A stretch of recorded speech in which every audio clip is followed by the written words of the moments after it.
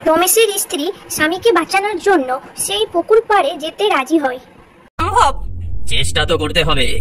বৌমাকে আমার সঙ্গে লাগবে। কিরে মা, পারবি তো? আগে বাবা, আমার স্বামীকে ফিরিয়ে আনতে আমি সব পারবো। রমেশের স্ত্রী পুকুর পাড়ে গিয়ে দেখছে কান্নার শব্দ। ঘোমটা দেওয়া এক মহিলা পুকুর পাড়ে বসে কান্না করছে।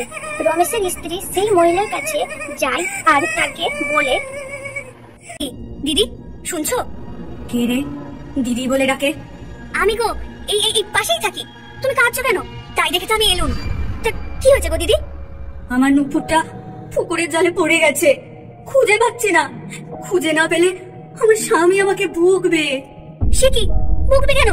তুমি তো ইচ্ছে করে ফেলোনি। আমার উনি যে খুব রাগী। এই এই দেখো না, আমার কান ছিঁড়ে নিয়েছিল। এই দেখো দেখো কত মেরেছে, আমার শরীরে করে দাগ করে দিয়েছে। সে কি দিদি, এত অত্যাচার সহ্য করো কেমন করে তুমি? আমার স্বামী তো আমাকে টোকাটাও মারে না।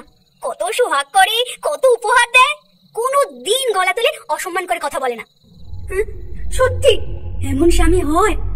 আমার বোধহয় কপালটাই খারাপ। এমা, হবে না মানে? না হলে ছেড়ে দেবো নাকি? ডিভোর্স দিয়ে দেবো না? দিবস? দিবসটা কি গো? আমাদের ছোটবেলায় স্কুলে হতো স্বাধীনতা দিবস, প্রজাতন্ত্র দিবস। ওই দিবস নয় গো দিদি, এটা ডিভোর্স। ডিভোর্স মানে বিয়ে ক্যান্সেল। সে কি, বিয়ে তো হয়ে গেছে একবার অগ্নিদেবকে সাক্ষী করে। ক্যান্সেল হয় নাকি? হয় দিদি হয়, এখন সব হয়। এই নাও, এই কাগজে একবার সই করে দিলেই তুমি মুক্ত। সত্যি? যাই যাই, এখনই সই করি, যাই।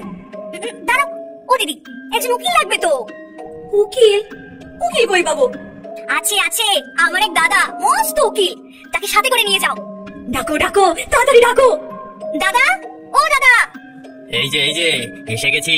চলো চলো, দেরি করা ঠিক হবে না। এই সরলা, বাড়িতে মন বসে না নাকি? সারাদিন ওপরে ঘুরে ঘুরে বেড়াও কেন? না, তোমার অত্যাচারে আমি অতিষ্ঠ হয়ে উঠেছি। কি বললি? এত বড় সাহস! একটা চড়ে তোমার দাঁত ফেলে দেবো সব। সে করলেই হলো। 498 ধারা লাগিয়ে দিলে জেলের ঘানি টানতে হবে আপনাকে। ও আবার উকিল? উকিল আনা হয়েছে? আমি বাঙাল, আমাকে হাইকোর্ট দেখানো। আগে সরলা তোর ব্যবস্থা করি, তারপর এটাকে দেখছি। আমাকে তুমি অনেক ব্যবস্থা করেছো, আর নয়, এবার আমার দিবস চাই। দিবস নয় দিদি, দিবস নয়, ওটা ডিভোর্স। হ্যাঁ, ওইটাই চাই। তুমি আমাকে ছেড়ে যাবে গিন্নি? এত সাহস তোমার?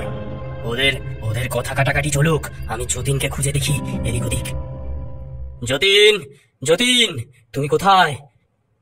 এই যে দাদা, আমি এখানে। ঘরের চাবি কোথায়?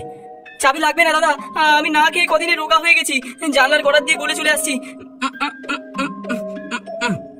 আমাকে ওরা খাবে বলেছিল, আমি বলেছি আমার তো শরীর খারাপ, আমাকে খেলে তোমাদেরও শরীর খারাপ হয়ে যাবে, তাই ওরা 2-3 দিন সময় দিয়েছে আমাকে সুস্থ রাখার। চলো চলো চলো, পালাই এখন।